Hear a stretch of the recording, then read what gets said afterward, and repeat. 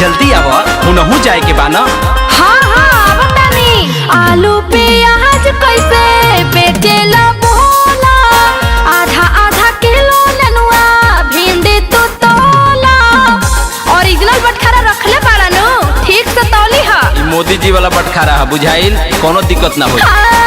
आलू प्याज कैसे बेचेला बोला, आधा आधा किलो नेनुआ भिंडी तो तोला। बैगन पर भरो ले ले वो देवा का उधारी, बैगन पर भरो ले ले वो देवा का उधारी।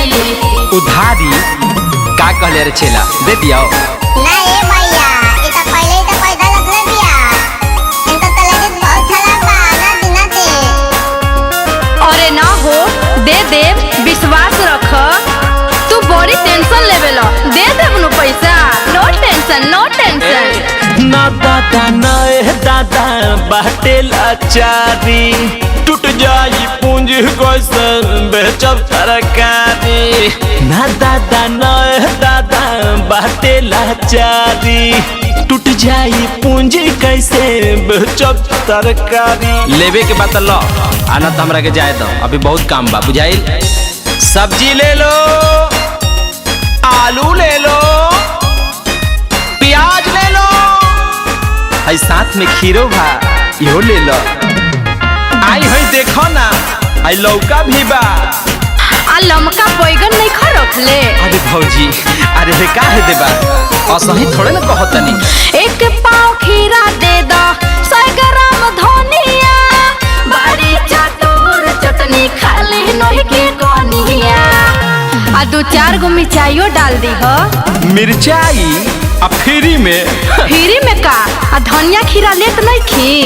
ए हो एक पाव खीरा दे दो, 100 ग्राम धनिया, बारी चटोर चटनी खा ले नहीं के कोनिया।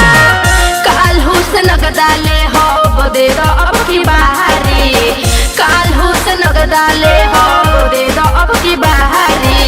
आए कालू से नागदा, 9 नगद ना 13 उधार चेला रे। ना दादा ना दादा बाटे लाचारी, टूट जाई पूंजी कैसे बेचब तरकारी। ना दादा ना दादा बाटे लाचारी, टूट जाई पूंजी कैसे बेचब तरकारी। बुझा गई?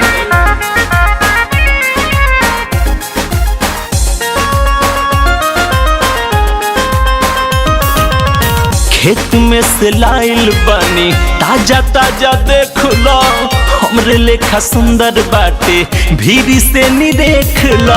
ओहो सुनर, तू तो बड़े सुनर बड़ा हो, ऐनक ना देखेला का? सही थोड़े ना कहतनी, सब भौजाई लोग के कृपा बा। खेत में से लाइल बानी, ताजा ताजा देख लो, हमरे लेखा सुंदर बाटे, भीरी से नी देख लो। देखो कितना किलो के बा लगता हो भारी, देखो कितना किलो के बा लगता हो भारी। अच्छा देख लो, लौका 60 रुपए किलो बा। आए पैसा नगद लागी तबे मिली। बुझा गई? दे दे, विश्वास रख। तू बड़ी टेंशन लेवेला, दे देब नु पैसा। नो टेंशन नो टेंशन। ना दादा ना दादा बाटे लाचारी, टूट जाई पूंजी कैसे बेचब तरकारी। ना दादा ना दादा बाटे लाचारी, टूट जाई पूंजी कैसे बेचब तरकारी। Don't worry don't worry.